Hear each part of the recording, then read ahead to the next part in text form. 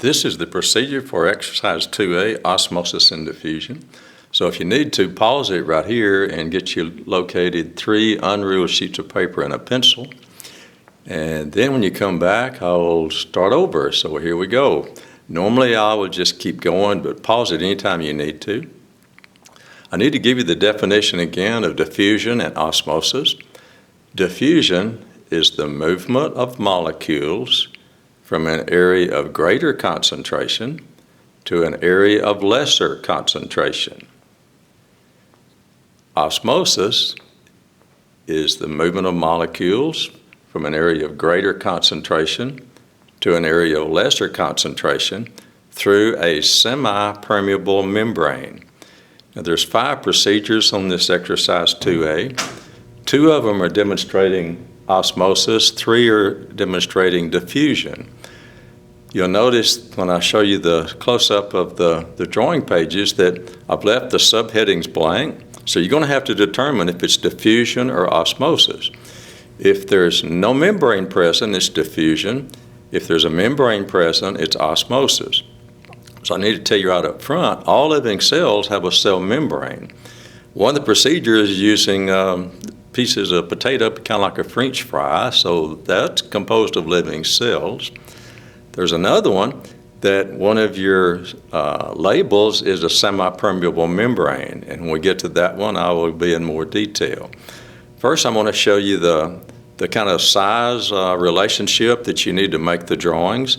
So it's focused on page 1. In the bottom right-hand corner, I've numbered these in the order you need to put them together in. So that's page 1 to give you some idea of the perspective or size. Here's page 2, give you some idea of the size to draw everything. And page 3, like so. And I'm going to come back and detail it. I'm going to show you the drawings first, then I'm going to actually show you the procedures. So in a little bit, the camera may be wobbling around, and I'm new at this, but I'll try to do it the best I can. So if you got your drawing paper and you've got it set up about this size, I'm going to rock it back and zoom in and show you the details here. When you make this drawing, in your procedure you'll see that I've abbreviated it here. So you need to spell out ammonium hydroxide. That's what the AH is. And right under it, put the chemical formula for it. It's NH4 positive OH minus. It's a little chemistry there. Go to the other end, and the HA stands for hydrochloric acid. Spell it out. And here's the formula for it. It's H plus Cl minus. In chemistry, opposites attract. And here's kind of a corny crux. You may have heard this. Aha! Gotcha. So Ah is ammonium hydroxide, Ha is hydrochloric acid. So I placed it, the ammonium hydroxide on this end is a liquid, and I placed the hydrochloric acid on this end as a liquid. And as the liquids evaporate, they start moving from an area of greater concentration to an area of lesser, but they're invisible. But then when they meet, there's a chemical reaction that takes place. There was evidence that they've been moving through there. And you see the kind of the little rings I've drawn there? That's an acid salt. And you'll see the formula for it is NH4 plus Cl minus. So they switch partners. And then the other is water, and it's not going to show up yet. It takes a couple of days before there's enough of that to show up. And the formula for water is H plus OH minus. So those two just switched hands. So each one by itself would have eaten a hole in your hand, but when they react, they neutralize each other and form a harmless salt and harmless water. Now, if there's a membrane present, that's osmosis. But if you don't see a membrane present, it's diffusion. And so your blank there would be either osmosis or diffusion. And then in the space between there, describe what took place. And I'm going to show you what took place. So you're going to see something there, so you'll describe what formed and why. You can't use the term diffusion or osmosis, but you have to use the term of what the molecules are doing. So what took place and why. You'll observe the what and then explain the why. This is procedure 3, and it's where I cut 3 French fries, and I made a big fat French fry where you can see what's in it. All living cells contain a roughly 0.85% salt. To make the math easier, I just rounded it off to 1%. And so the liquid in a potato then is 99% H2O. And that's the same in all 3. So write 99% H2O in all of them. The first one I'm going to place in 0% salt water. And if you look up in the beaker, if it's 0% salt, it's 100% water. The middle one is 1% salt, so in the beaker above it's going to be 99% water. And then the last one is 10% salt. That means it's going to be 90% water. And notice I have a little line across the French fries. Right now, take your pencil and put an arrowhead on the direction the water should be going if it's moving from greater to lesser. So on the front, the first one, is it going to be going in or out? Think you can figure that out. The middle one may be a little confusing because it's 99 out and 99 in, so it's just going to bounce back and forth, so you need an arrowhead where? Yeah, on both ends. On this one, 99% inside the potato and 90 out, so it's obviously going to go which way? Right, out. And then down underneath here, since they're living cells, what's your subheading going to be? Because if they're living cells, there is a semi-permeable membrane. So you're going to describe what happened underneath each one. You have to write kind of small of what took place. And I'm going to have to show you that in a little bit. I'm going to show you what they look like before I put them in the solutions, and then I'm going to show you what they look like after they've been in there. And they've been in there a couple of hours. I got up this morning and set all this up. And then on each one, why it did what it did. So the what is what you observed, and the other is going to be why it did that.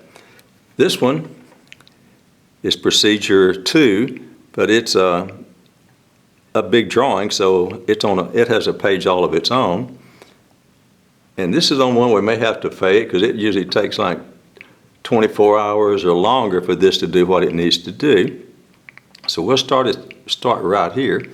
And I'll be showing you there's a beaker, a lot of apparatus to hold it together, but there's a beaker with water in it, and it's 100% water.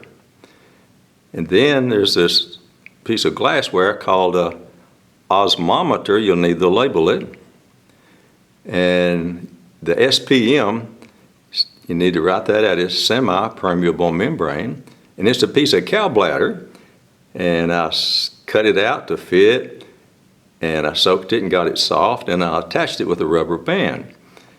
And then what's placed in that tube was 10% sugar, so that would make it 90% water. It's honey, so it's probably really stronger than that. And you see a line at the bottom.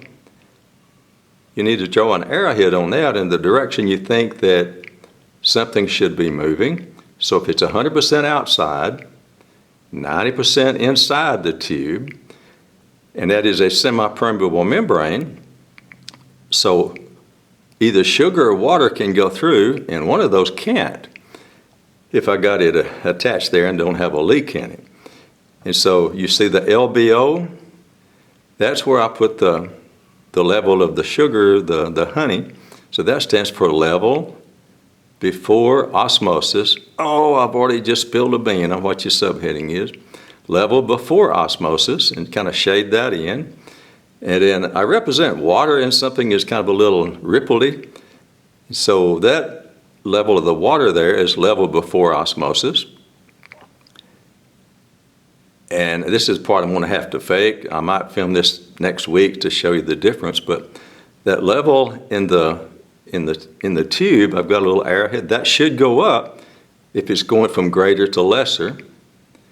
And that will mean that water level has to drop, so that LAO is level after osmosis. And then somewhere up here with the dotted line indicating later, make that level after osmosis. And it hasn't had time to do that. Sometimes, it's always very slow. But there's been times when we had glassware that we could connect, that we had this running all the way almost to the ceiling, and it would be running over eventually. It's how water gets to the top of a 300 or 400 foot tall tree. So both of these principles are in play in nature and in our bodies. This one is procedure 4, and you need to draw 2 beakers and leave underneath the room to put what took place and why. And it's going to be, the subheading is going to be either diffusion or osmosis. And the 2 P's there, it's spelled out in your procedure there. It stands for potassium permanganate. So I'm sure you're pausing this a lot. And I've got one is before, it's going to be before either diffusion or osmosis, and I'll show you that. And here's one that I did set up yesterday, and it didn't take long to set that one up, so I'll show you that.